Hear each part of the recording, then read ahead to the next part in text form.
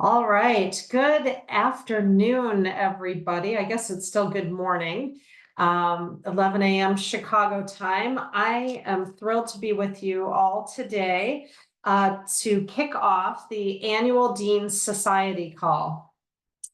We have people joining, and as they are coming on board, I would like to share with you what you can expect during today's call.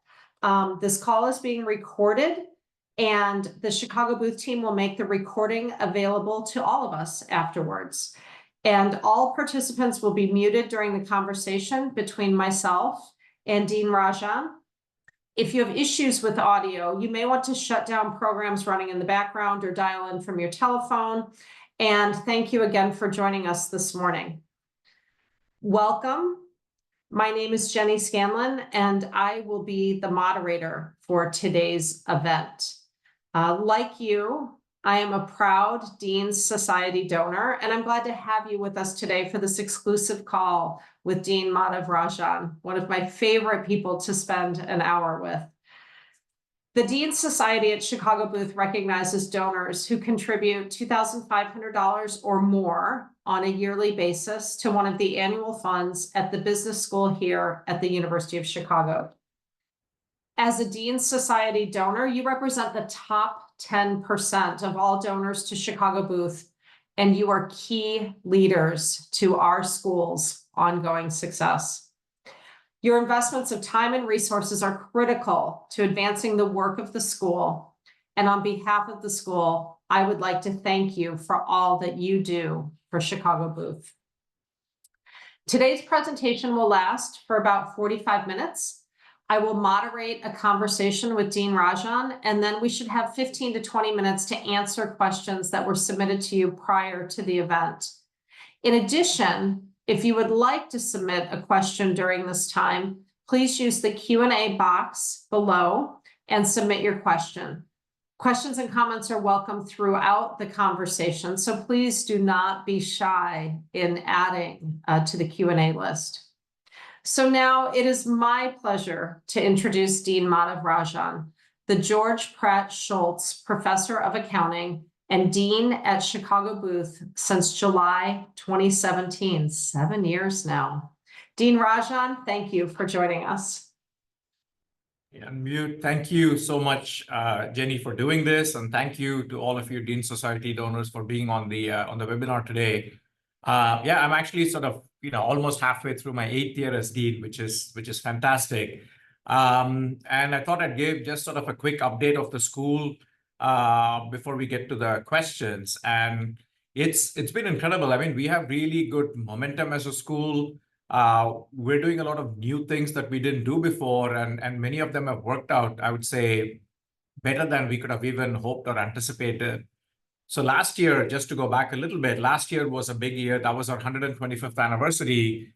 And we did a series of events through the year, starting in New York in like January 23, ending, I think the last event was one Anil Kashyap did in London at the end of the year. And in the middle, we did a whole series of events throughout the US, a lot of events, like in Florida, Texas, California, New England, and of course in Chicago. And it was great to have the alumni come back, re-engage with the school, with the intellectual traditions of the school, and also want to give back to the school. Many of you know we had sort of a signal event last year. One of our PhD alums, Ross Stevens, decided to give a naming gift for the doctoral program, which I believe is, as far as we can research, the largest gift ever given to a PhD program, which is really special. And this year, probably sort of the biggest thing that we have done is use the funds that we get from Dean's Society donors like you into the annual fund, the Dean's Fund, to seed and start 2 new programs. So I always like to joke, only Chicago could have the PhD as its first degree. And then the only other degree we've ever done is the MBA, which we first gave about 90 years ago. And that's it. Those are the only degrees we've ever given. This year, we sort of broke the mold. We, about a few weeks ago, started offering a new 1-year Master's in Management program and a 15-month Master's in Finance program. And the MIM, as we call it, the Master in Management, that's really for undergrads who study humanities or STEM fields.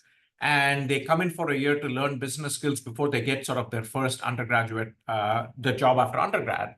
The finance degree is a much more technical degree. It's oriented towards analytical college graduates who are clear they want a career in finance, maybe working in a hedge fund, doing sort of deep financial modeling.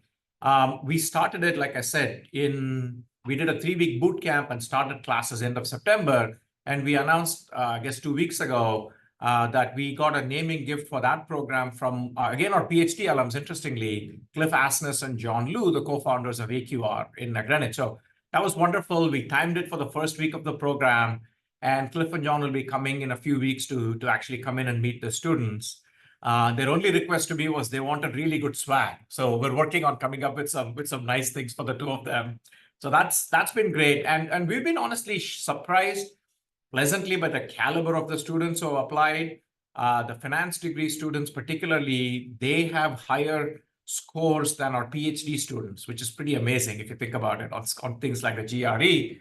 And on the master's in management, it's fascinating. I think like a quarter of the students are are athletes. So these are people who are getting a 5th year of eligibility for the NCAA. Again, something when you launch a program, these are the things you have no idea that it's even like a thing, right? But we have a lot of students who have done even like D1 athletics and are now coming and spending a 5th year at Chicago and playing for us. And we may finally have, good teams, at least for this year. So that's been really, I think, a big change for the school. People are super happy about it. And I think if I look ahead, one of the things that we're thinking about is for the Master in Management, offering next year a global version of it where students would spend the winter quarter actually in London. And, we're working on figuring out, okay, what would they do in London? We want to talk to alumni in London to see if we can set up, some experiential courses for them. Maybe have a faculty member go from here, spend time with them. Anyway, that's in the works. We'll probably announce it in the next few weeks. So sort of stay tuned for that. On the MBA program, which I know many of you are graduates of, we had a relatively large class coming in this year, and largely because we had, first of all, a record number of applicants, the highest we've ever had. And second, our yield was sort of also quite high. So we have about 630 MBA students, but in addition, we have a lot of joint degree students. And this, you may recall, has been a real push that we have been making to get students to come to Booth, but also to earn another degree at the same time. And you may recall about 4 years ago, we started an accelerated 3-year JD MBA degree. That's been fantastically popular.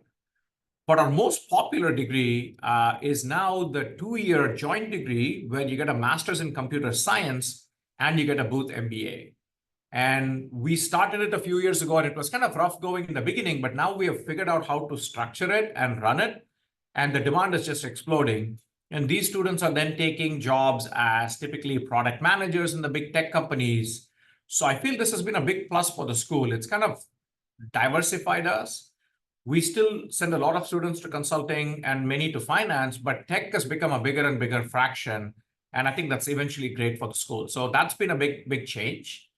On the incoming class, 42% of the incoming class were women, which is sort of, that number has been, upper 30s, but now it's sort of in the low 40s. So it's wonderful.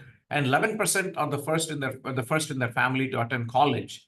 So more and more we're getting, sort of students who, were the first in their family to break through, and then they're now coming for their MBA a few years later. And that's been great. Another area where we've really leaned in as a school is to bring in veterans, as you know, right? We get by far the highest proportion of veterans of any school. And again, this year, 46 students have served in the US Armed Forces in our incoming class. And in addition, of course, we have a lot of students who come in having done national service in other countries, right? Like maybe they went to, Korea or Singapore or countries like that. So that's been, I think, a big change for the school as well. And it's been a great population for us to kind of get into. On the joint degree, one thing I'll mention is that we started 2 new joint degrees just this academic year. We're sort of piloting them and working through some of the kinks. One is a joint degree between a Booth MBA and a master's in applied data science. And the second is a joint degree between a Booth MBA and a master's in biomedical sciences. And we've, gotten the biomedical, certainly we have about 9 or 10 students, which is way more than I thought we would get. And about the same for data science. So we're super excited. And my plan, if you will, is to kind of keep the full-time MBA flat or even lower than what we have this year, and keep the joint degrees sort of expanding, because I think that's a great thing for us to be able to offer. On the faculty side, we've had a really interesting change over the last couple of years. So many of you know, in the top US universities, faculty get tenure, right? If you're a star faculty member, you have tenure. And so for us, one of the issues is that faculty basically have a lifetime job after that. So the university a couple of years ago came up with a new incentive package to encourage some faculty to retire. And so that was very successful at Booth. So we had about 10 senior faculty who took the retirement package over the last couple of years. Many people you would know, Bob Topel, Kevin Murphy, Steve Davis, people like that. And so we've sort of gone on a hiring, I wouldn't say spree, right? But we've really taken hiring seriously now to replenish that. And this year we hired 13 new junior faculty, which is a huge number for us as a school. And we continue to be able to do really well recruiting the best of the best to come here. And I think leaving aside microeconomics, where it's very hard for us to compete because you're competing with economics departments, on every other area, I think our hiring yield tends to be like in the 85 to 90% range, which is pretty amazing. And we continue to be viewed as the best school for faculty who want to do kind of new, innovative types of research. And we are viewed as a school that will actually support them and encourage them to do that, which is a great reputation for us to have. And over the years, the support that we're able to give to faculty, right, that number has gotten sort of bigger and bigger. But I think that's kind of where we need to be if we still want to play at the level that we want to play. I mean, all of you know that, right? In your organizations, talent, is expensive. So if you want the best, that's kind of what you have to do. And the faculty continue to do amazing things. What I think is very different at the school now compared to when you were all students is that we are now really good across the board as a school. We used to be very good in finance for years, and like fields like economics, but now we are good in other fields as well.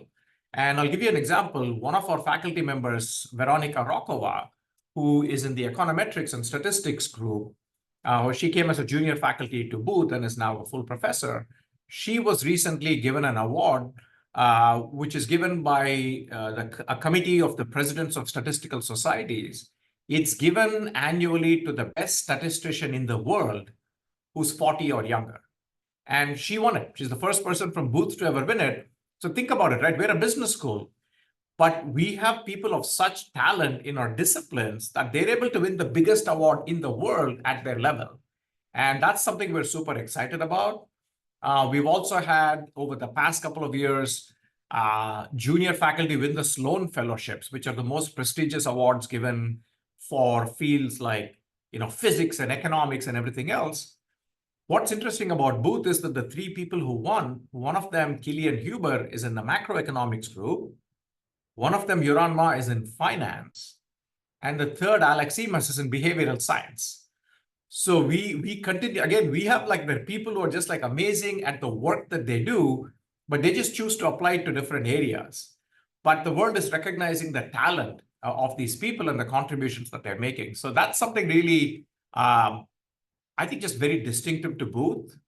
I feel like if you look at us as a school, we have 8 academic groups, and I think you could make a safe argument that 5 of them are like A+, right? Sort of the best in the world and are at that level. And I think it's very amazing, right? For one school, particularly a business school, not like an econ department, to be able to say that. So I think that part's going really well for us. Maybe a couple of things about the global campuses, because we always get questions about that. In London, again, we're offering the executive MBA. Same in Hong Kong. We went back to Hong Kong full-time in person last year when the quarantines were lifted there. That program is doing really well. The university is starting its study abroad again in Hong Kong starting in January, but we've been there for the last year and a half, and that's moving well. The program in London is actually much smaller than it used to be. So that's been impacted quite a bit by the what's happening in Ukraine. So if you remember, we used to get a lot of students from Russia, Eastern Europe, and that's been disrupted significantly. We also used to get a lot of students from Africa, and that's been disrupted by the fact that many of the currencies in those countries have been devalued significantly. So it's very hard for them to kind of come and afford a US sort of style education. So anyway, I would say that the London campus is doing sort of not as well, but the Hong Kong campus right now is doing really well. Lastly, I would say on our centers and initiatives, we've been very fortunate over the last few years to have pretty much all of our centers get funding externally. The behavioral science faculty has been supported a lot by the gifts that we got through PIMCO and through Manny Roman, the CEO of PIMCO. Many of you have probably been to MindWorks, which is our downtown behavioral science discovery and research center right across from the Art Institute. It's at 224 South Michigan. Highly encourage you to go if you've never been there. We have the Center for Applied AI, which we started in 2018. We have an alum who has given us a gift for that, but he has chosen to stay anonymous. So that's working really well. We started the healthcare initiative 2.5 years ago with Matt Noto and Dan Edelman. We've restarted the healthcare concentration at Booth. We are working to increase the MD MBA program, which we think is a huge plus. So that initiative is going well, and that's being funded right now on an expendable basis by our alum and university trustee, Mary Tolan. And just this past week, we announced our latest initiative, a family office initiative. Now, this is an area where a lot of assets have moved over the last several years, and it's become kind of its own asset class almost. So if you go to places like Singapore, Dubai, the family office has become kind of a huge gatherer of wealth, if you will. Our faculty feel there is relatively little disciplinary work behind it in terms of thinking about how do you structure these, how do you do the asset allocation, the management of this money. And then as you think about the family offices, you're going more and more into behavioral, psychological issues, right? How do you think about wealth transfers across generations, right? How do you set that up? How do you think about the tax issues there? How do you think about strategic philanthropy? So that's a fascinating area. I'm really happy that we are moving into that space. John Heaton and Steve Kaplan and Ralph Coygen on our faculty are kind of spearheading that part. And we've gotten a lot of help from Paul Carbone, who manages Pritzker Capital. So Paul has been very involved with sort of driving this initiative. So I'm super excited by that initiative. We'll eventually start offering a new course in it in the winter. John Heaton is teaching. We'll start offering executive education programs in that space. Again, very, very excited that we're doing that. Before we turn to questions, I just want to thank all of you. I mean, the reason we're able to fulfill our mission and the reason we've been able to operate at the frontier, if you will, of being both a great academic research institution and a great MBA program is because of you and your willingness to contribute your time, your money, to act as mentors, to act as judges, to refer students to us, to help us yield, students, and to hire them when they go out. And so without all the things that you as alumni bring to the table, we wouldn't be able to do anything as a school. So I'm just deeply grateful for all that you're able to contribute. And this is Chicago, right? So everything is measurable. So the way, or as the saying used to go, measure everything. And if it's not measurable, measure it anyway. And so one of the ways that I think about it is that right now as a school, we get as much money coming in from alumni, if you think about giving an endowment, as we get from tuition. And I think that's a great balance to have as an institution. And so in fact, this year, those numbers were exactly the same. It's 37%. And I think that's a great way to show the strength of the school going forward. And as Jenny mentioned, you're the top 10% of individual donors. And what you give us is what enables us to seed things like our new masters, to seed things like scholarships for veterans and first generation students. So just deeply grateful for everything you do. So thank you for that. Jenny, let me turn it back to you. Oh, thank you, Dean Madhav. There are so many areas to explore. So I'm going to start with some of my own questions. Sure. And also, we received some questions in advance submitted by the alumni. But of course, please continue to toss questions in, and we'll make sure that we get to as many as we possibly can. I'm going to start with kind of the tactical. You're 3 weeks into the school year, I believe. How are the faculty and students doing? I know there's a change in tone and tenor across a lot of campuses this year. And so what are we seeing? We are actually doing really well. I think the big change for us is having these new programs come in. What we have done, though, is that the new master students, they're actually in Gleacher, right, which is where I am. So the full-time students are in Hyde Park and the Harper Center. We very deliberately chose to keep the new incoming students in a cohorts at Gleacher. So we have about 115 students in each of them, 2 sections. If you come to Gleacher on the second floor, we've sort of redone the second floor and made that their place. And honestly, partly it was because Gleacher is underutilized during the day, as you know, and having the students there kind of made sense. But also in the beginning, we just want to kind of separate them out from the MBA students and not have it be too much of a connection, if you will. MBAs being MBAs are very suspicious of these new students. Mm-hmm.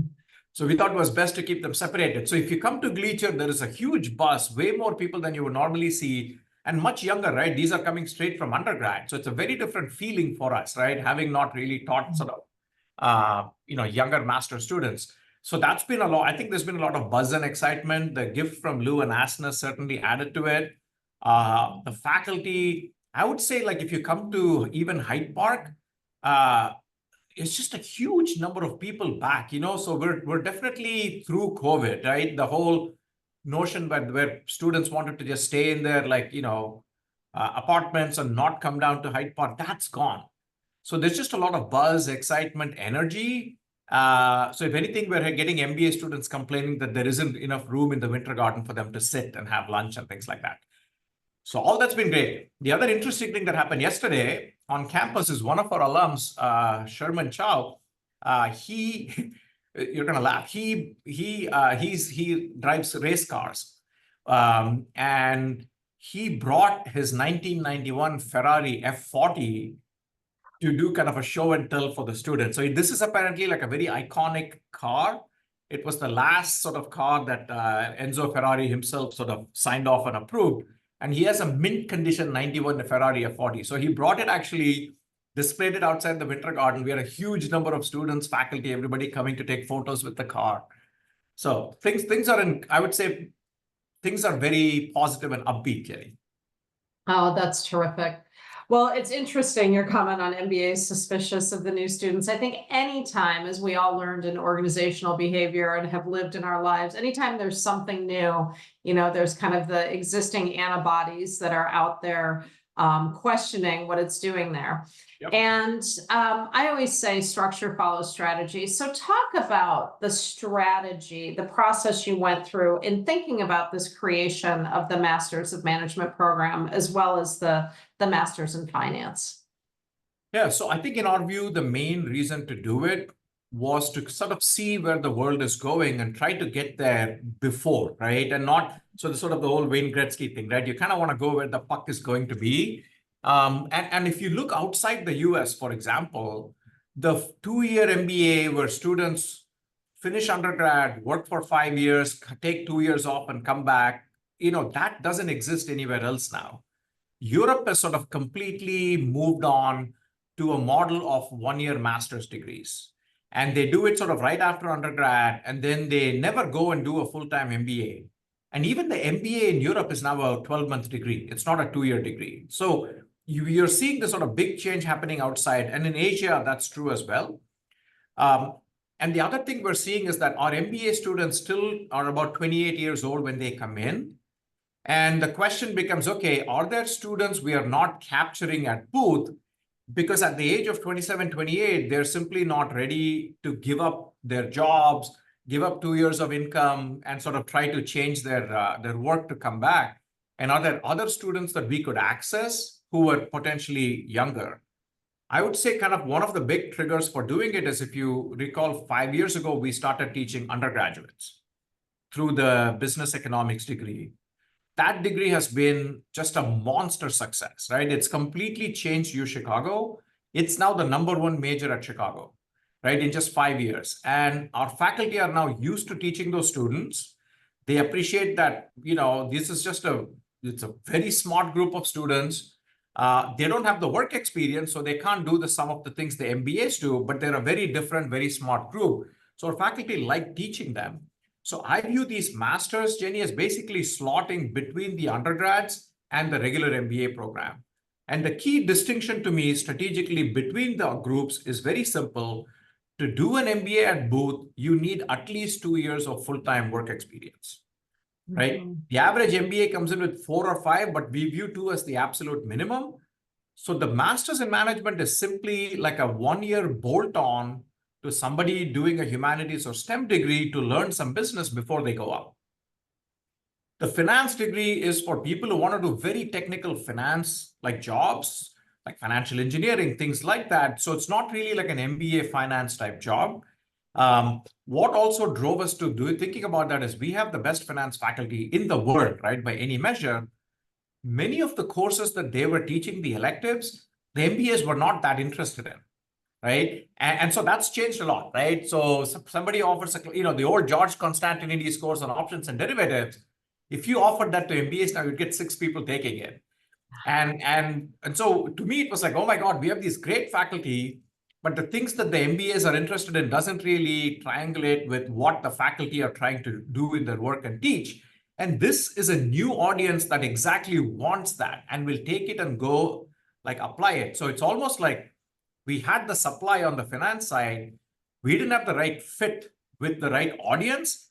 This is the right audience. This audience wants that content and will take it and apply it immediately. So that was the logic behind it. So now I feel we have a perfect product portfolio, right? We have the undergrad. As an overlay, we have the 2 masters.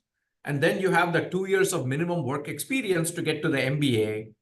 And then at a very senior level, we have the executive MBA. So I feel it almost completed our product portfolio by putting these things together.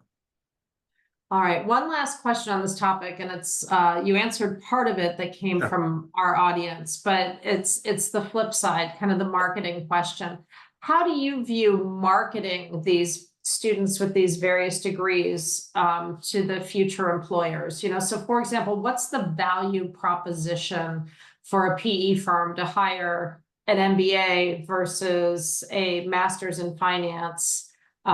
Versus a PE that's recruiting finance kids out of undergrad or waiting to get a finance kid out of our master's in management program. Yeah, I view the master's in management as essentially producing a student who would be the equivalent of somebody who had come to Chicago and was doing the business economics undergrad. In other words, if you come to U Chicago and you do the business economics undergrad, which we teach now, the master's in management is essentially taking somebody who has done something else for their undergrad. Maybe they did, English or classics or even like physics, and offering them enough of a 1-year introduction to business that they could then get a business job. So I'm looking at it as essentially getting them enough to take the first job after undergrad, nothing to do with sort of an MBA type role. So in many ways, the way when we had to present this to the faculty senate to get approval because it's a new degree, so the way I positioned it was to say, like, we actually want to encourage more students to do undergrad in the humanities, in STEM, and then come and take this 1-year overlay on top of that so that they get a first job without needing that business training. So they'll come in already trained into doing those things. So that's the way I'm thinking about it. Very different from the type of MBA jobs that our MBAs are sort of looking for. Very helpful. All right, I'm gonna take this a little, there's a couple categories of questions. So first I'm gonna go global. Sure. And then we're gonna go really theoretical into AI, and then we're gonna come back into the practical of things like what the students are really focused on and how they're paying for it. So globally, a number of different questions just around you described, I gotta find my notes on how you said it, the MBA program in London, not doing as well, strong on the exec MBA, Hong Kong doing well. The couple questions, and I'm just going to give a quick plug to the group out there. Both of those schools plus Chicago combined do a fantastic job in developing bespoke global leadership development programs, which I've done for my company, and we've run the last 2 years. And it's an amazing opportunity to think about how to extend the booth experience to your broader corporations. But that's my advertisement for a quick second. But coming back to what are you seeing both from a P&L perspective, how that stacks up? You talk about the fees and the funding and the endowment and the tuition, and then also any concerns as we look at Hong Kong in particular, with the various geopolitical realities across Greater China. So just give us a little more color on the global programs. Sure. And again, I apologize for the light. I'm in Gleacher, so the sun keeps going in and out about that. That's all right. We can see you. We can hear you. So on Hong Kong, I think when we went back June of 23, I think everybody had a lot of questions simply because we had not been there for 3 years, right? During the quarantine, we canceled all classes there. We even shifted back to Singapore for a year in 22-23. And otherwise, we were just doing remote stuff. So we had no idea what to expect kind of going back. And I would say overall, it's been just normal. For us, for the people who used to go teach in Hong Kong before, the teaching now, they don't really see any difference just from our standpoint. Obviously, the world has changed. Geopolitical things have changed, but it hasn't really affected what we do on the ground.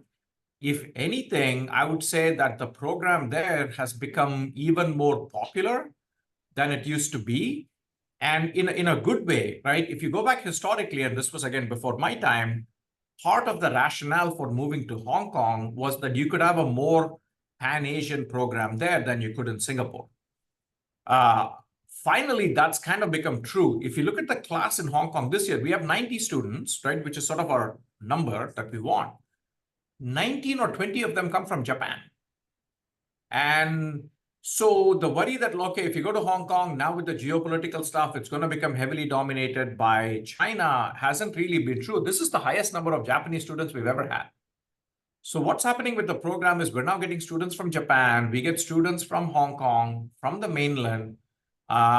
We get students from Singapore who are willing to come and do it. So from those angles, it has worked out, I would say, really well.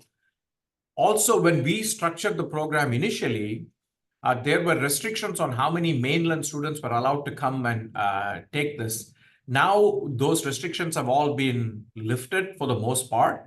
So we have a much freer ability to go recruit the best students.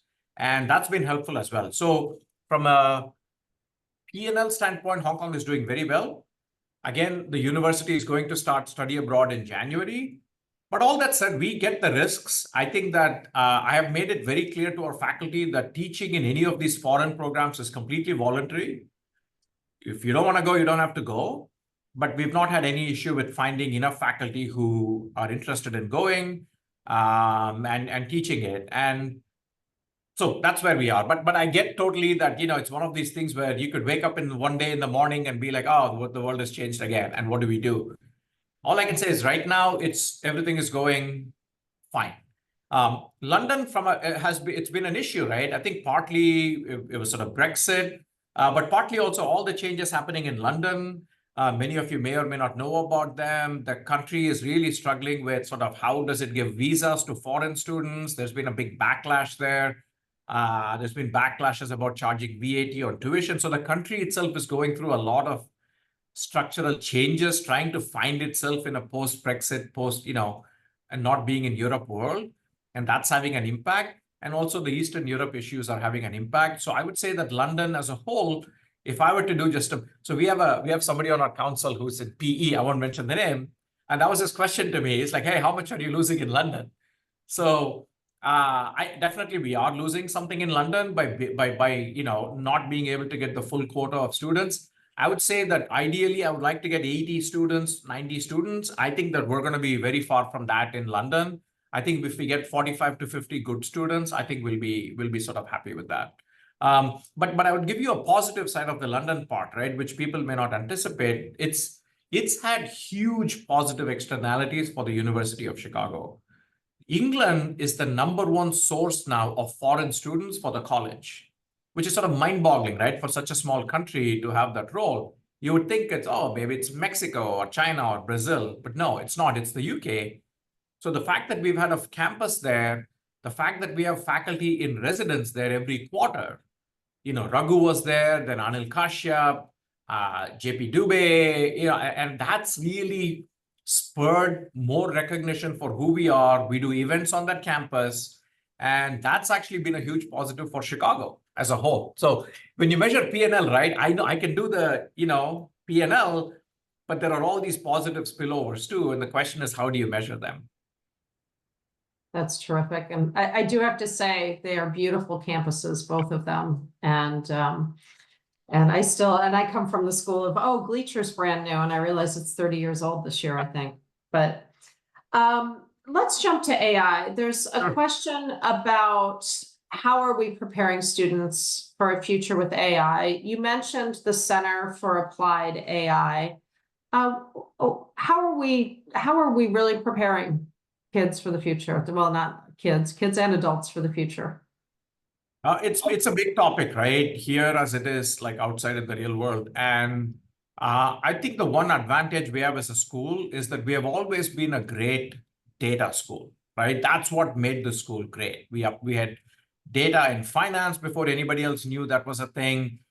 We applied data to marketing before anybody knew that was a thing. And so our faculty are naturally in that area, right? It's not like I have to go hire new faculty to learn about AI.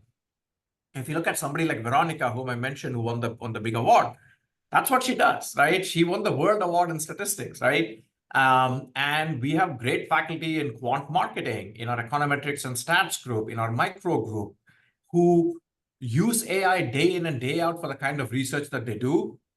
So I would say it's been a huge asset for us as a school that the world keeps moving in that direction. We are also very good as a school about adapting our curriculum quickly to what's happening. So just this year, we have all these new classes that we have started to offer. We were the first school to offer a course in generative AI. We offered that last year through Sanjog Mishra, who's the head of the Center for Applied AI.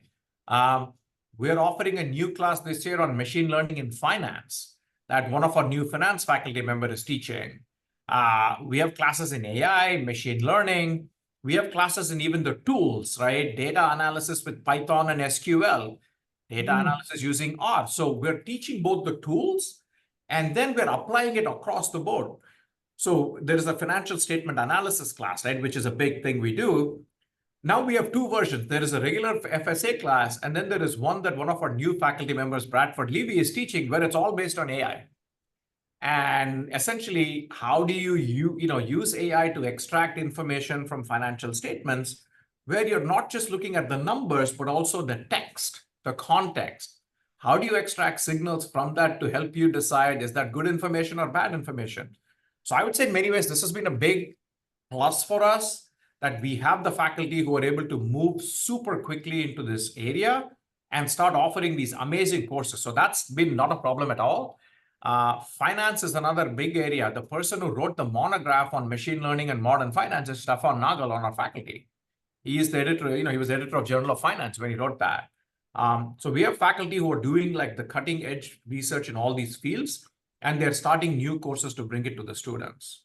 On Gen AI, the big decision we made as a school is we told all the faculty, in your syllabus, you need to be very clear about, are you allowing students to use that on the exam? Or are you requiring students to use that on the exam? Whatever it is, make it very clear. And so we have both extremes. We have faculty who are like, okay, you're not allowed to use it, and faculty who are like, if you don't use it, I'm going to fail you. So we have that entire gamut. And again, this is Chicago, right? We don't mandate anything, but students will then self-select into these things. But again, our goal is to you can't put your head in the sand, right? The world is changing. How do we prepare these students best for that world? And given that that's who we are as an institution, how do we make the right investments to move the needle into that dimension? For me, the faculty part is at some level the easy part. And in fact, we're going to hire 2 applied AI faculty in January, which we've never done. So that part is fine. Where we're having issues, I would say, is that the compute power, the machine requirements that the new faculty are bringing, that's adding a whole new layer of stress to our financials. It used to be you hired a faculty member, you gave them a laptop with Excel on it, and you're like, okay, go away. And now more and more, we're becoming like the hard sciences. We have to when you hire a senior faculty member, you have to give them how many postdocs do they get to hire? How many data scientists do they keep? What's their budget for buying data? And then how much money are you giving them for AWS? Or we have one junior faculty member we just hired who had his very own specific requirements for what it would take to hire him. And we're Chicago, so that's what we did.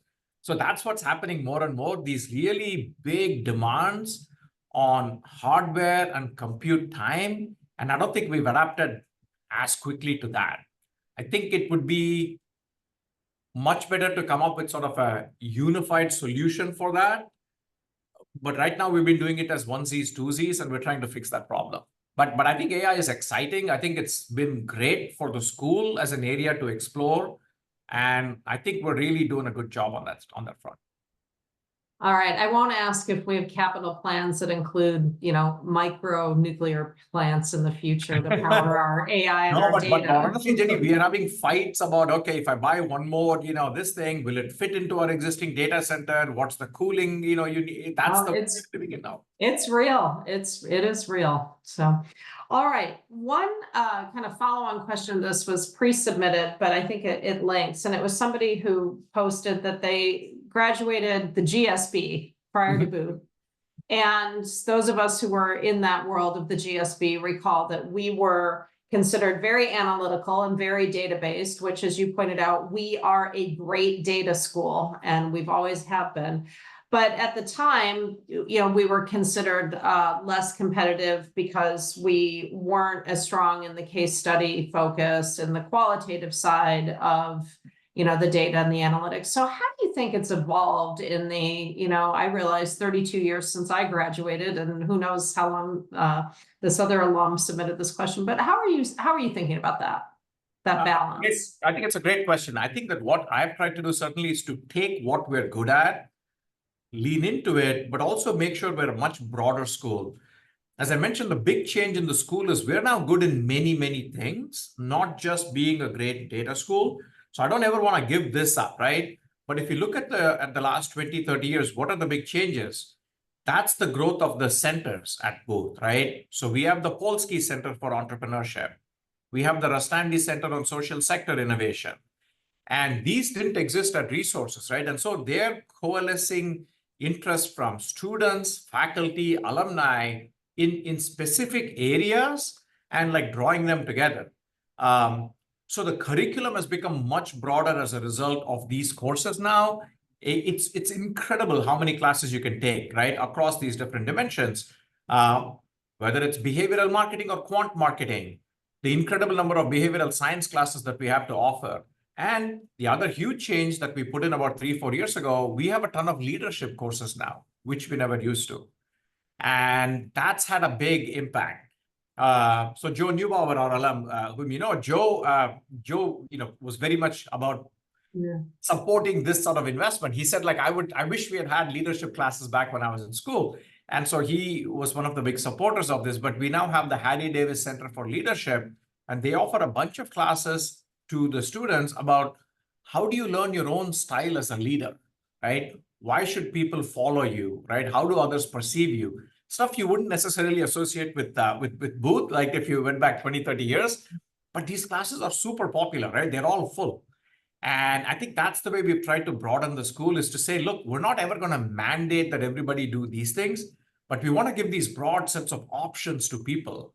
If you want to do more and more on the technical side, you can. But if you want to do more on like decision-making biases or, understanding or interpersonal dynamics, we offer that too. And I think that's made the school much stronger now. Just the fact that we have such an incredible breadth of things that we're able to offer to the students here. Well, and then where is that breadth of curriculum leading students when they leave Booth? There's a question that somebody posted, and you talked earlier about it's broadening beyond finance and tech, but can you talk about where these different, both the MBA and the master's programs, are they heavy banking? Are they heavy PE or, hedge funds, finance? Are they heavy consulting, or are they, even broadening more back into just, kind of the classic Fortune 500 and broader corporate America? What are you seeing? Or are we getting more entrepreneurs? What's happening out there? It's interesting. So the masters, we don't know yet, right? We will not know till next year where they end up taking jobs. And the finance ones, it'll be even longer than that before we know. The MBA, certainly for us, consulting is still very, very strong.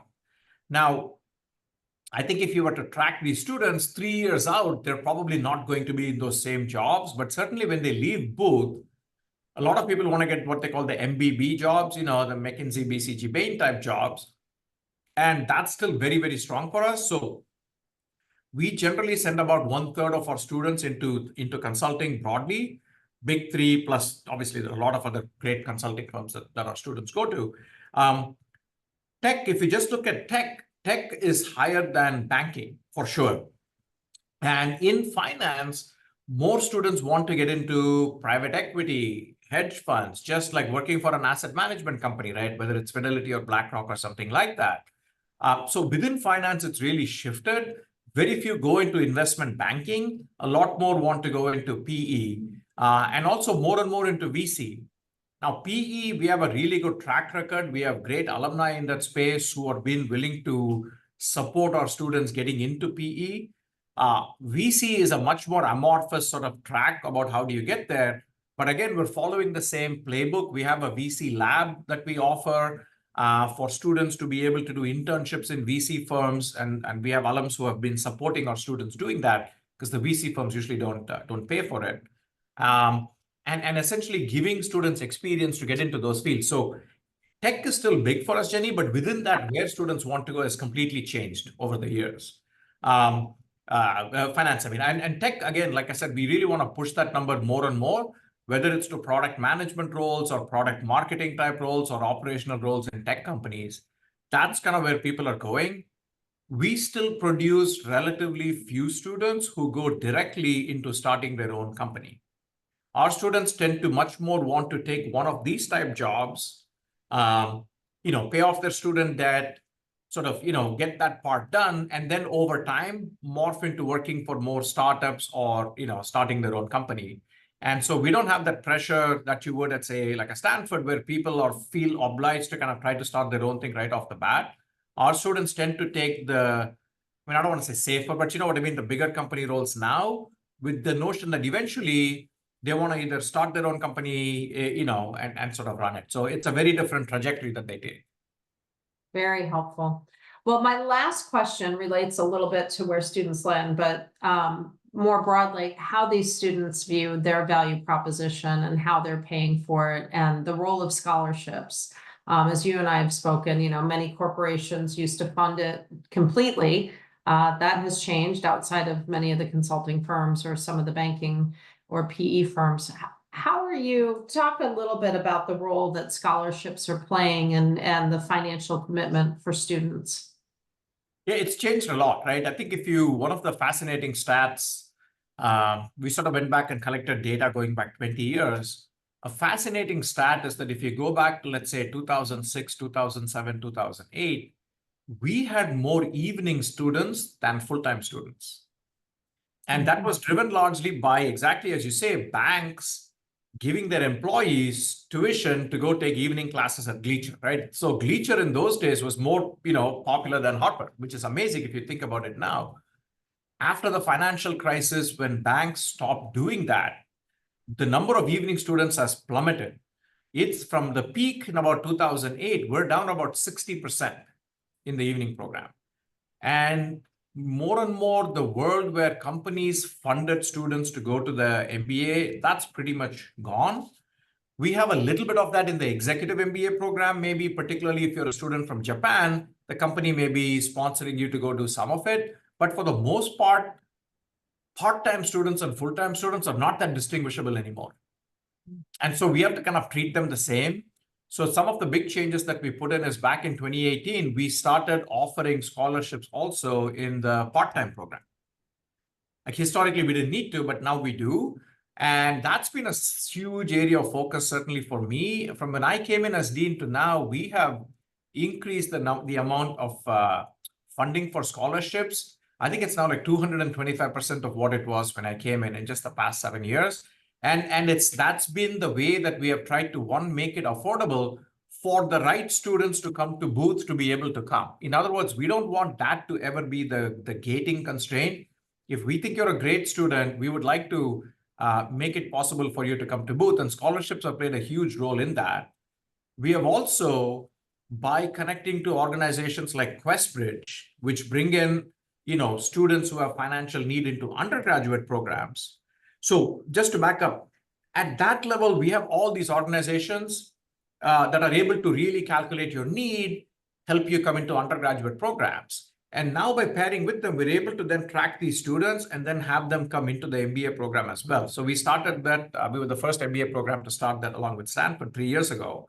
And that's now expanding. So we're offering also need-based aid for students to come in addition to the merit-based scholarships we've always done to try to yield the right students. So that's been a huge change in our spending, if you want to call it that. But I really view it as an investment in the next generation of alumni to make them get the right booth experience, to have them get the right careers that they want to get. And so without scholarships, we wouldn't be able to do any of that. And, if you look around, I mean, I don't really look at the rankings that much, but I know that we're like ranked 1, 2, or whatever in just about everything, which is pretty amazing because they all have completely different metrics and the way they do things. And I think a lot of it has to do with all these changes that we have put in, not just being a great academic institution, but also driving the MBA program to become a great program that attracts the right type of students that we're then able to get to come to both. So that resource that we have in scholarships is critical for everything that we do at the student level. Well, Dean, I think that's a great place to wrap up. What I heard you just say is we're working so hard to make sure we don't leave out any of the world's great thinkers. And I think that was across the board in all of these conversations, all of these questions. Thank you all for tuning in today. Dean, do you want to close out? I just want to again thank all of you for doing what you do. It's, this is a very unique institution.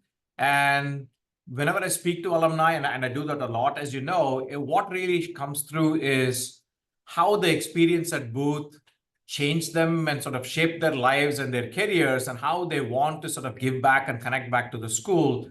And I'm just very, very grateful that we have alumni who realize the value of what they got from Booth and also want to come back and support the school so that it continues to be great, attracts the right faculty and the right students to have great careers. So I'm just deeply, deeply grateful to every one of you for the way that you've chosen to engage with us. And thank you also, Jenny. I mean, you're just such a fantastic example of a great alum. You're obviously done amazingly well in your career, but also the way that you have given back to the school is very inspiring. Thank you. Oh, well, I'm inspired every time I'm with you, and I wish I could be a student again and take a whole bunch of those AI classes. And thank you for your terrific leadership, and thank you to everybody on the call for your continued support. We really do value you being leading contributors to this great vision that Dean Madhav is here leading. So thank you, and look for the recording of this conversation. Bye, everyone. Thank you.